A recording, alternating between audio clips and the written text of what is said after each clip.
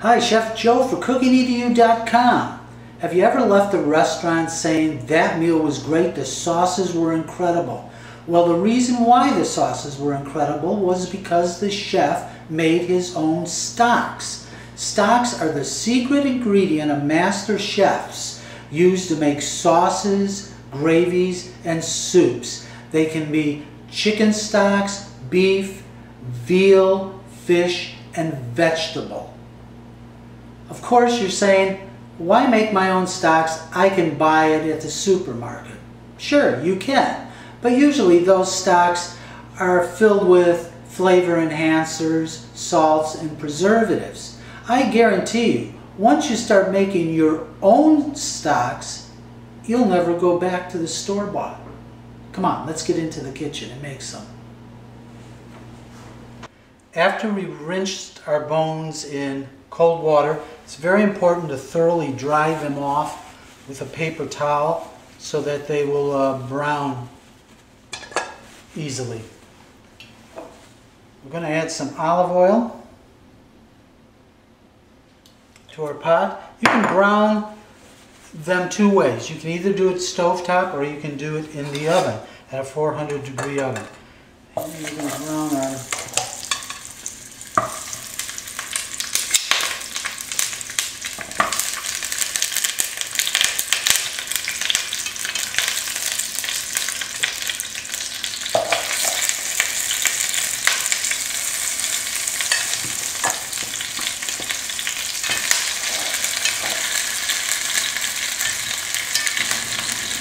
Our beef bones are now ready to be added to our stock pot.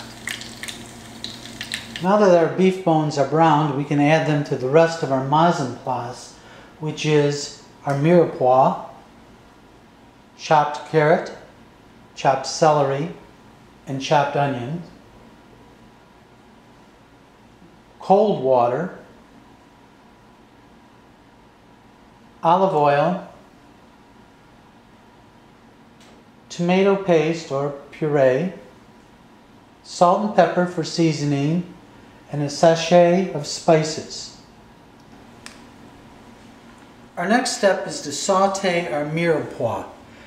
Now there's a couple of trains of thought here about when to add the mirepoix.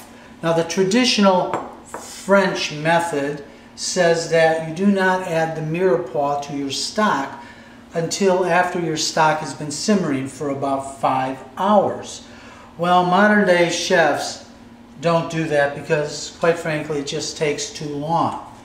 So usually the mirepoix is browned up with the bones in the oven or on the stovetop or separately and then added at the beginning.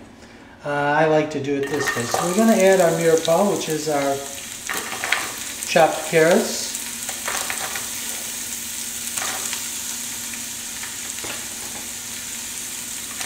chopped onion,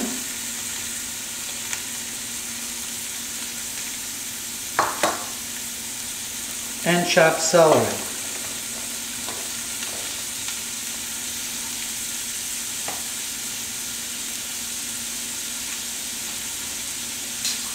Give that a little stir.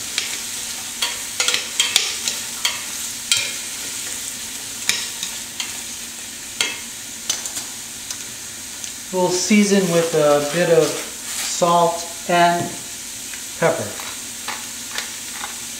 I think it's very important to season every step of your cooking process. Don't overdo it. Don't over-season. Just give it a little bit.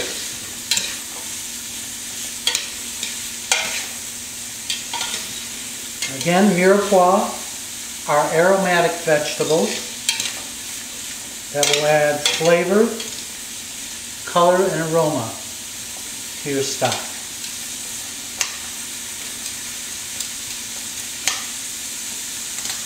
That's cooking down nicely. We're going to add our beef bones back into the pot.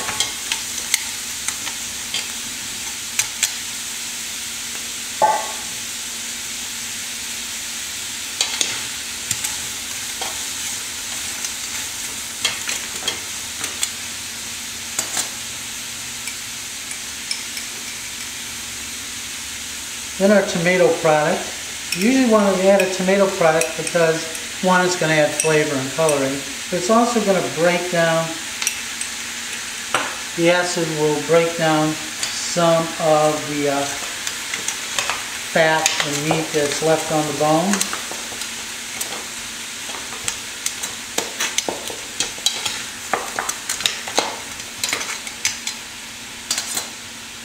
Just a tiny bit more of that.